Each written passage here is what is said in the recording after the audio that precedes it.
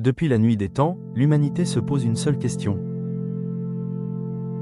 Que devient notre âme après la mort? Certaines traditions parlent de réincarnation, d'autres de repos éternel. Mais la vérité, celle que peu osent révéler, est bien plus subtile. Aujourd'hui, nous allons plonger dans les mystères de l'âme et découvrir qui revient, pourquoi et dans quel but. Toutes les âmes ne suivent pas le même chemin. Ce n'est pas la mort qui décide de notre destin, mais notre niveau de conscience au moment de quitter le corps. Les anciens enseignaient que certaines âmes doivent revenir pour apprendre, réparer ou accomplir ce qu'elles n'ont pas terminé. D'autres, plus éveillés, trouvent le repos éternel et ne reviennent jamais. Les âmes qui se réincarnent sont souvent inachevées, attachées à des dettes karmiques, encore liées à la peur, au désir ou à la matière. Elles reviennent pour corriger, réparer, guérir ou compléter une mission interrompue.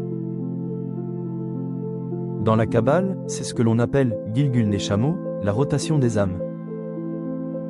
Chez les anciens Africains et Caribéens, l'âme revient lorsqu'elle n'a pas honoré son nom. Et ce retour n'est pas une punition, mais une seconde chance cosmique. La réincarnation permet à l'âme d'élever sa conscience, de se souvenir de sa véritable nature et de briser les cycles répétitifs. Certaines personnes ressentent un appel inexplicable depuis l'enfance, possèdent des talents hors du commun ou ont l'impression de déjà connaître certains lieux et personnes. C'est l'âme qui parle, qui revient pour achever son apprentissage. Et si tu étais revenu pour réparer quelque chose que ton âme n'a jamais oublié? Toutes les âmes ne reviennent pas.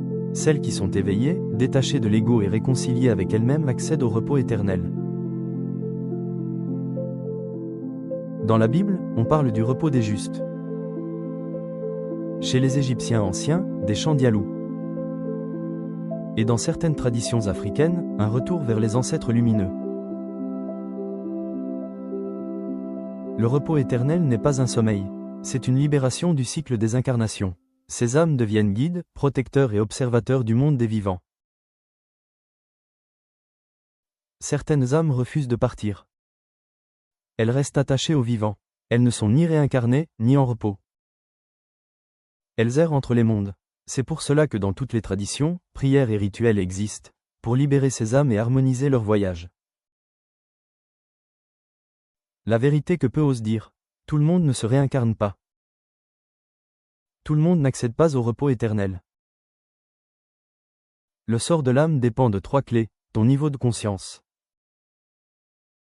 la purification intérieure, la compréhension de ta mission, et si ta vie actuelle était ta dernière chance de ne plus revenir.